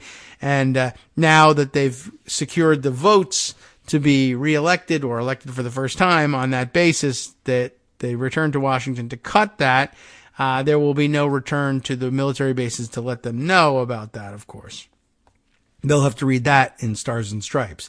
Seems like we could be backing ourselves into sequestration, warned Representative Mike Waltz, a Republican of Florida and an Army veteran and Armed Services Committee member, on a Friday conference call with McCarthy and allies, Politico reported. Incoming Armed Services Chair Mike Rogers, who harshly criticized the party's conservative wing during the chaos over the Speaker's gavel, said he's, quote, not worried about the deal affecting defense. Incoming Appropriations Chair Kay Granger of Texas and Representative Ken Calvert of California, who is set to chair the top defense spending panel, also support additional Pentagon funding. Arnold Punaro, a former top staffer on the Senate Armed Services Committee, said he is, quote, not nearly as sanguine that the Pentagon will end the year unscathed as some who've downplayed it. I remind people, the last time we had a Republican House and Democratic president and a debt ceiling and spending confrontation, we got the Budget Control Act and the sequester, Punaro said. A deal to vote on spending cuts isn't part of a rules package governing the House that lawmakers will vote on when they return on Monday. This was a piece from over the weekend. Yet defense spending will be a part of the calculus for some Republicans. Texas Republican Tony Gonzalez, again, plans to oppose the rules package in part because of his concerns about national security spending. This has a proposed billions of dollar cut to defense. That's a little awkward, but we get your point, which I think is a horrible idea when you have an aggressive Russia in Ukraine. You have a growing threat of China in the Pacific, Gonzalez said on Sunday on CBS's Face the Nation. How am I going to look at our allies? That's right. Look at our allies in the eye. At just our. Okay. And say, I need you to increase your defense budget, but yet America is going to decrease ours. Well, I don't know. Defense hawks are eyeing another real increase this year of up to 5% to meet threats posed by Russia and China and to mitigate high inflation. And supporters of increased defense spending are now warning up front that they outnumber the budget hardliners in the GOP conference. Oh boy. There's a ton of defense hawks that are necessary to get to the math of 218. Representative Mike Gallagher, Republican of Wisconsin, a member of the Armed Services Committee, told Politico. Fellow Armed Services Republican Don Bacon of Nebraska piled on, cautioning most of us won't vote for cuts to defense. Another Republican, Nancy Mace of South Carolina told CBS she was on the fence on the rules package. Well, she got off the fence in the end, citing concerns about the handshake agreements struck with conservatives and the potential for shrinking military spending. I don't want to see defense cuts, Mace said. We don't know what deals were made, and that's something we should be transparent about. Well, you're not going to get transparency there, but not before the rules anyhow. So too late, and she joined up anyway. Some conservatives who pressed for a pact on reducing spending attempted to tamp down talk of Pentagon cuts in the wake of negotiations over the Speaker's gavel.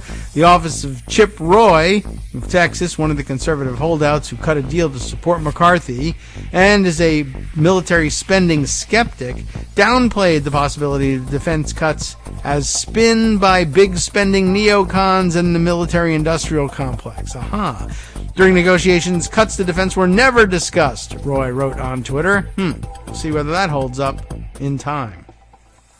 Hi, everybody. It's me, David. Let's change things up from the old fundraising pitch for just a minute and talk instead about how you can be a part of our show. If you've got a smartphone or any other electronic recording device, why not sit down and record a segment for us?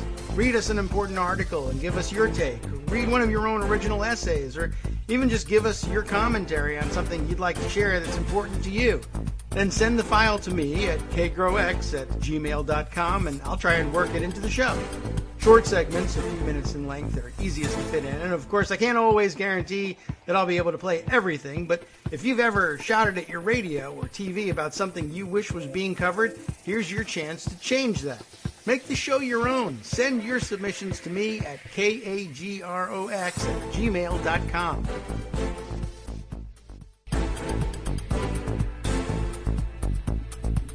All right, welcome back now to the Kagro in the Morning Show here on Netroots Radio. I'm trying to make it sound very exciting for you. There's more about defense cuts or worries about defense cuts or whether they come or not that I will share with you.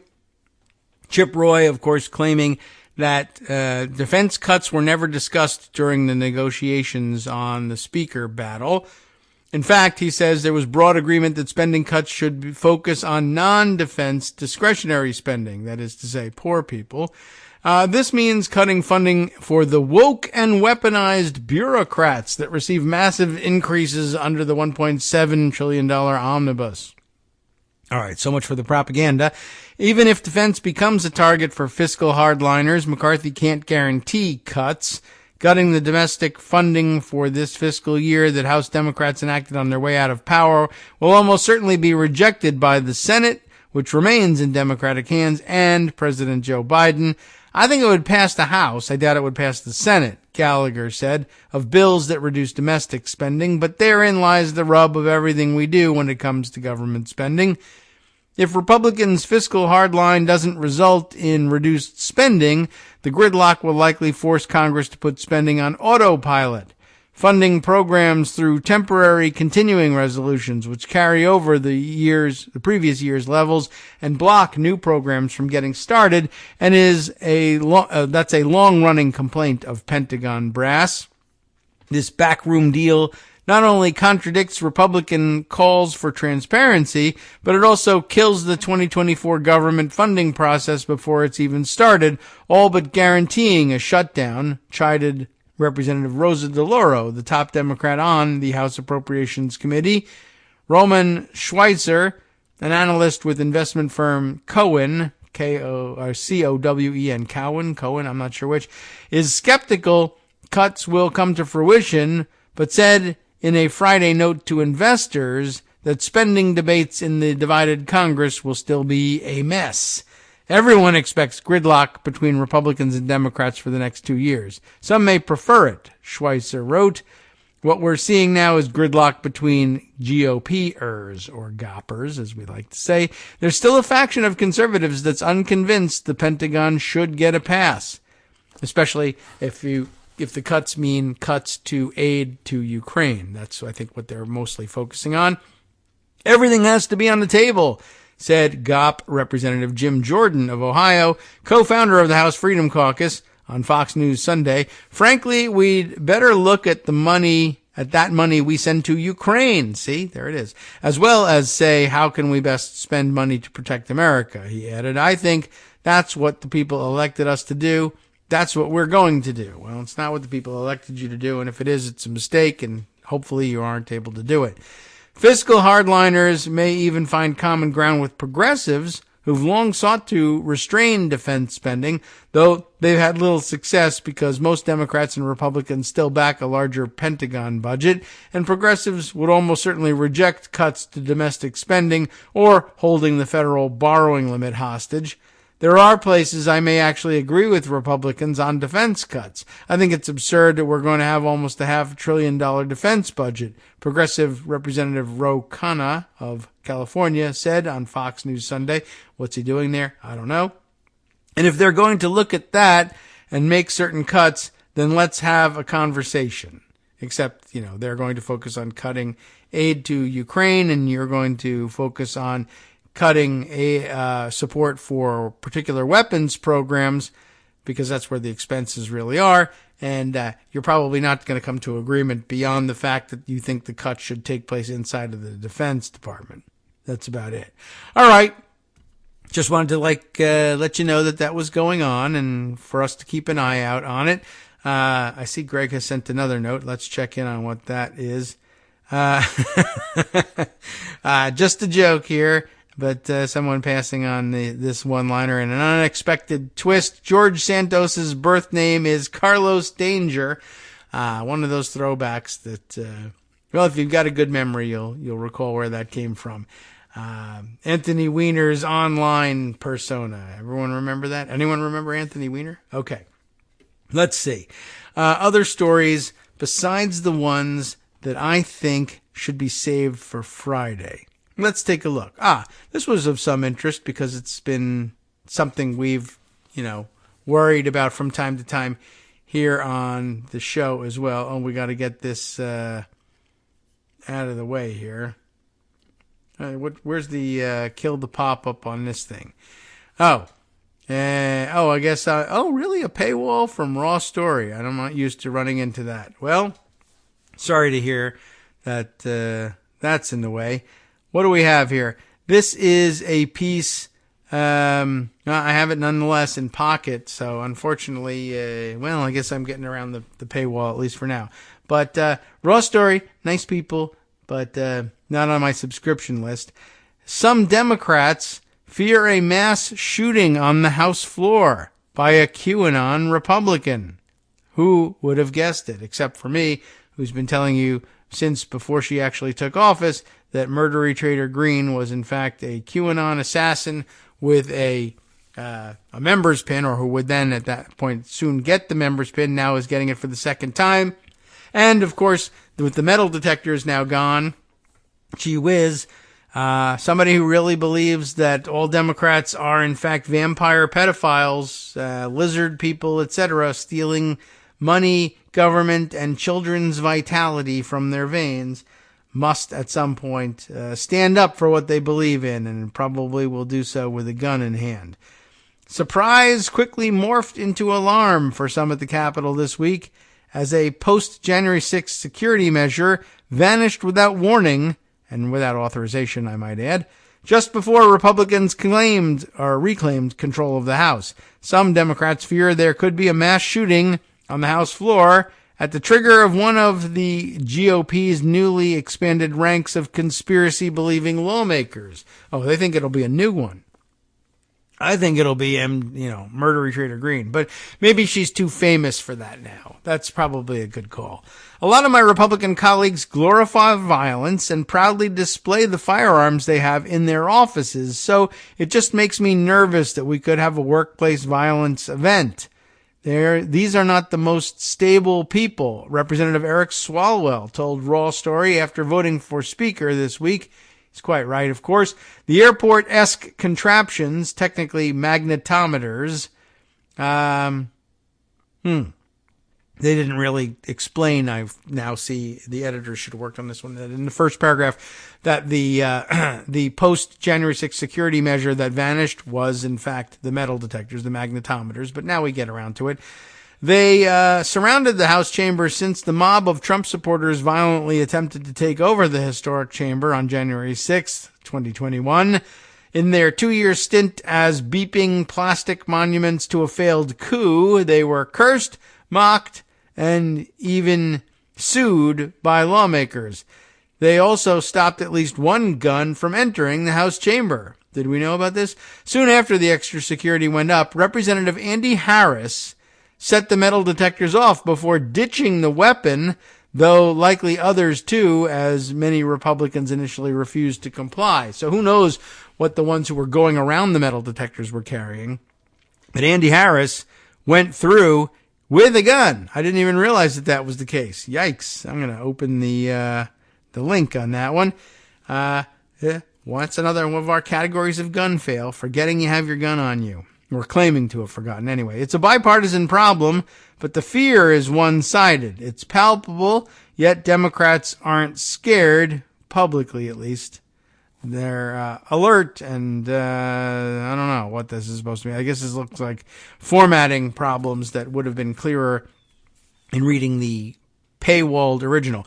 We all know Democrats can't even agree on the definition of monolithic, but after being some of the main targets of that violent mob just 2 years ago, and one tangible, terrifying memory, an unmistakable realism now pervades the party. It's the opposite on the right, dismissing, deflecting, or denying all things January 6th has become en vogue in today's GOP, at least to those who've avoided being labeled Never Trump before being retired. Democrats can't not think about it, especially the handful of their GOP colleagues many suspect to know are seditious felons. This really could have used some editorial touches here. They already have a history of letting insurrectionists in the building and showing them around, Swalwell, who made public some of the vile death threats his family has endured, said. So it just seems like a recipe for disaster. Metal detectors or not, the nation's politicians, right, left, and indie, are now bigger targets than ever before. The 117th Congress, it says here, was the most threatened in history. Death threats are the new norm on Capitol Hill. Just in 2022, lawmakers across Capitol Hill reported receiving more than 9,000 threats. All told, in the past 6 years, members of Congress have faced a 400% increase in personal threats, according to Capitol Police Chief J. Thomas Manger. The rhetoric has become reality in a series of tragic, politically motivated mass shootings, including when a deranged progressive, that's the terminology they decided to use here in Raw Story, shot up a Republican baseball practice, or a conspiracy-fueled Trump devotee attacked an FBI field office in Ohio, to name two of many. Most Republicans maintain they're not alarmed. Concerned, yes, but they often rebuff questions on gun violence. Guns have become a part of the party's DNA. It's different with Democrats. They still feel, or admit to the unforgettable feelings, the real-world sting of memes, tropes, and misinformation that were literally being weaponized. What? Okay. And after you see an American flag weaponized in the heart of American democracy, then you surely know a gun on Capitol grounds is weaponized the second the trigger is purposefully pulled inside an already contentious office. Weird. Okay. There have been increased threats to members of Congress. There's been an increase in political violence in this country, and I think we have a responsibility to make sure people come to work. This is a workplace. That they could do so safely and free from any fear of violence, particularly gun violence, said David Cicilline of Rhode Island. I think this should concern everyone. In this pitched political atmosphere, Democrats don't like what they've heard about Trump's new block of political allies on Capitol Hill. There's a frightening group of people over there. Representative Dan Kildee of Michigan told Raw Story of the growing ranks of conspiracy theorists who don't just deny Biden's legitimacy, they flirt with or peddle dangerous QAnon tropes. I used to assume that nothing crazy could happen here. I no longer assume that. After January 6th, I don't assume anything anymore, so it's a little concerning. Throughout this week, GOP leader Kevin McCarthy and many of his rank-and-file members have grown increasingly frustrated with a block of Freedom Caucus members who've stymied House proceedings by repeatedly blocking McCarthy's speaker bid. Kildee says this is an ominous start to the 118th Congress. Scary people, Kildee continued, and the real problem, too, is that they seem to have taken the keys to the car from the party. The nation's capital used to have one of the strictest firearm bans in the nation, but the Roberts Court put an end to that in 2008 with its Heller decision. Its sweeping ruling overturned Washington's strict handgun ban while also eviscerating the local mandate that shotguns be stored with a safety lock or needed to be emptied and disassembled. Prior to Heller, many of the nation's lawmakers disregarded local D.C. gun laws and secretly packed heat while in town. This is what made it the bipartisan problem. They note that Hell in 2007, I don't think Hell needed to be in there, but okay. In 2007, former Senator Jim Webb, Democrat of Virginia, a former Navy secretary, got one of his senior aides arrested after Capitol Police found the senator's loaded pistol in the staffer's bag. The main infractions weren't the weapon itself, but rather the fact that the senator left it loaded and that the aide, a former Marine nonetheless, wasn't licensed. That's because in 1967, the Capitol Police Board ruled members of Congress and their aides could legally have firearms on the Capitol grounds, even though they had to be empty and securely stored. The regulation focused on members' personal offices, and it strictly prohibited members from bringing weapons on the House floor of the House or the Senate. That's why people brought canes instead. Needless to say, even before the Obama presidency, when American firearms outpaced the number of living, breathing American citizens for the first time, lawmakers flaunted the rules and packed while in D.C. That's why many Democrats welcomed the inconvenience of the metal detectors. I do feel better walking through them. It's annoying, but I definitely feel more confident, Jan Schakowsky of Illinois told me after leaving a Democratic caucus meeting this week. Knowing that the metal detectors aren't there and that there are going to be guns on the floor, I ask, does that worry you? Okay, you just created a new sense of anxiety, Schakowsky replied as we both awkwardly laughed. Thank you very much. But does that worry you? I follow up with, this is some kind of mess, this story, quite honestly. Anyway, because if they get mad in the heat of debate, you don't want firearms on the floor. That is a concern, and I think it's not a wise decision given the tensions that we have right now, which are at a real high pitch, Schakowsky replied. It's more than just fear, though. It's also compassion. We have members who have been either witnesses or even victims of gun violence, Schakowsky said. We're not happy about it. Thanks for the bad news. So, now this next section here, there's no speaker, so who made the call? Finally getting around to the question of how did those metal detectors get removed? Many Democrats are also asking, where did the order to remove the magnetometers come from? Because there's currently no Speaker of the House when they were removed. I was surprised because I don't know who gave that order, Representative Kildee of Michigan said. I assume that the incoming majority communicated with the clerk, but I only assume that, so I don't know. GOP leader McCarthy's office hasn't responded to a multitude of requests for comment. No matter who gave the order, the speed with which the extra layer of security evaporated also caught many lawmakers off guard. The security folks were laughing at me because I took all the stuff out of my pockets and I put it on the table and I looked up and there was no detector to go through. Representative Adam Schiff recounted to Raw Story while on an elevator in the Capitol. They said, "You're the second one who's done that." While Democrats are now up to speed on the security change, many remain nervous about what the future may hold. I hope it's safe. I think we all have some concerns about it, Schiff said. Democrats have been raising these alarm bells for some time now, even as Republican leaders have come behind their own members, including those accused of threatening their fellow lawmakers with violence. The congressional session that just ended last week, was the first since the January 6th attack. In the wake of the unprecedented assault on the heart of America's government, the People's Branch, the rhetoric inside the Capitol's recently bloodied marble halls only grew more pitched and personal.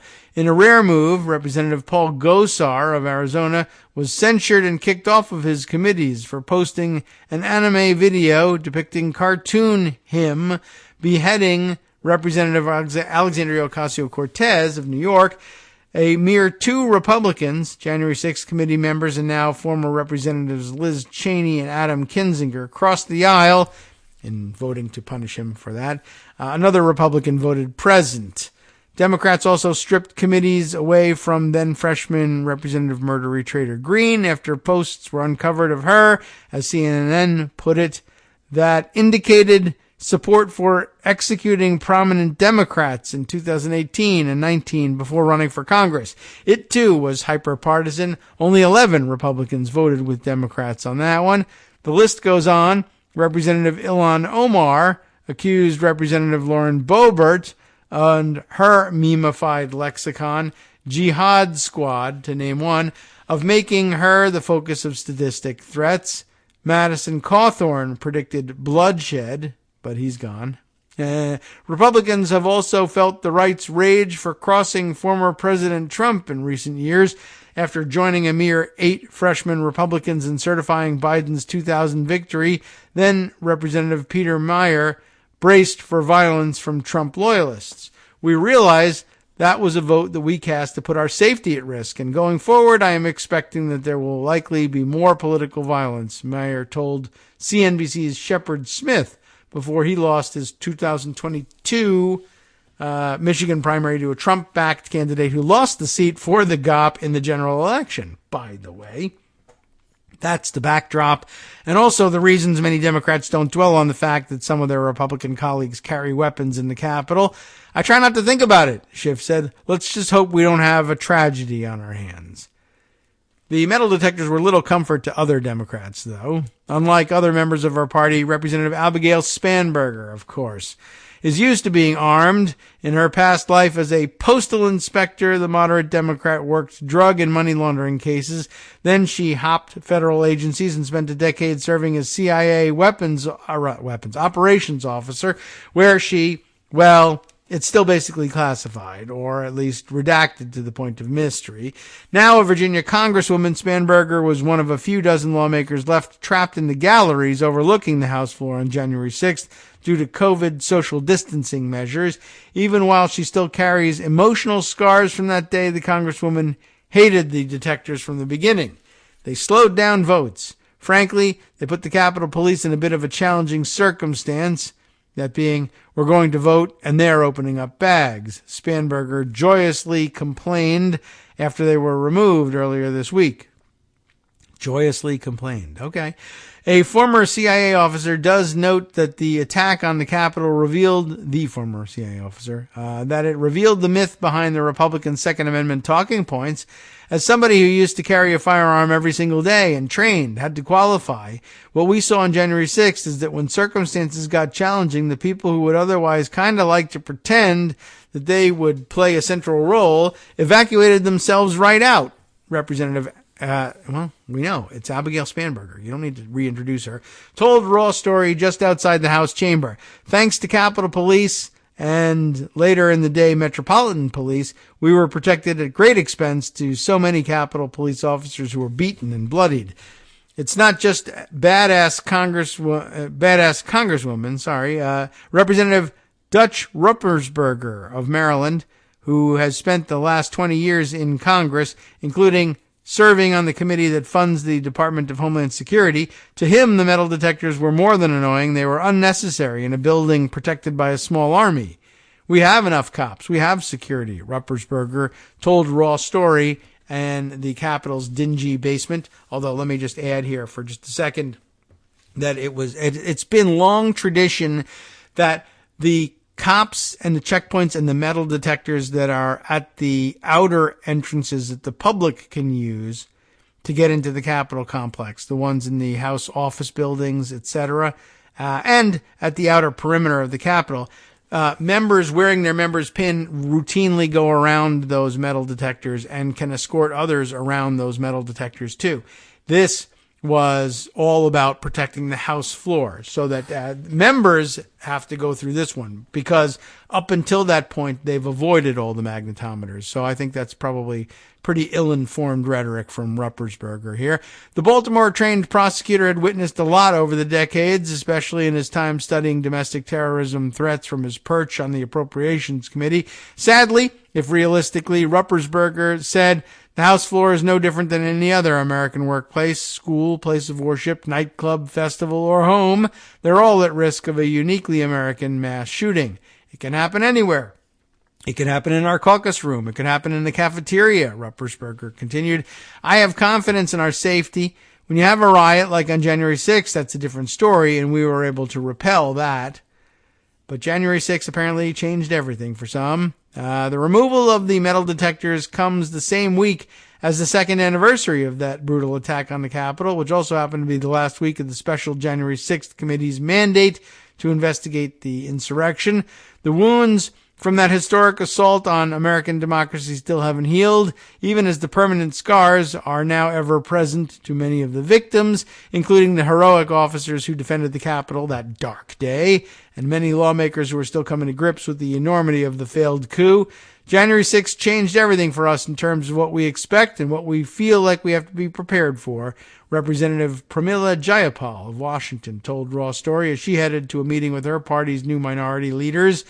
Some of these newer members, who I don't know well, I asked the chair of the Congressional Progressive Caucus, wait a minute, the punctuation has got me crossed up here. Some of these new members who I don't know well, I asked the chair, this is the author, asking the chair of the Congressional Progressive Caucus, that's Jayapal, but knowing some live in QAnon reality and that they might be strapped, that's scary? It is, Jayapal replied. Yeah, but this is the new reality? This is the new reality, Jayapal said, unfortunately. All right, well, small reminder of why I typically tend to avoid Raw Story reporting, quite honestly. It's not always that bad, but yeah, I always have to do it. Well, it's happening more and more with more outlets. I have to do these on-the-fly edits for them. But, okay, Raw Story, a weird one. And when you're reading in the unformatted version, because the story is paywalled, you're going to run into that. All right, let's see. What else can we fit in before we close things out for the day? Probably not a great deal, but I can see some Friday stories shaping up and looking promising, some of the long reads that it'll finally be time to get around to dealing with. Let's see. Anything else? I'm trying to see what we can fit in just a minute or two here. We'll see whether it works. Oh, yeah, this is another one. That's a long-term piece. Looking at some of the toots from Mastodon that have been put aside. Let's see. I don't know why, well, let's see, I'm scrolling way back here, but I'm eating up half the time that we would have to read some of these stories anyway. So, I don't know. We're just going to have to pause for now and say, well, oh, look at that. This is interesting. So, a bug in Pocket that has makes it even more difficult to identify chronologically when we have added these things to the queue. Okay, well, now there's definitely no time to deal with any of these things, although I was just saying, oh, maybe we've identified something here, maybe a good segue from that Raw Story piece. In Politico, enablers, line straddlers, and quiet resistors, how GOP lawmakers contributed to January 6th, and of course are still there today.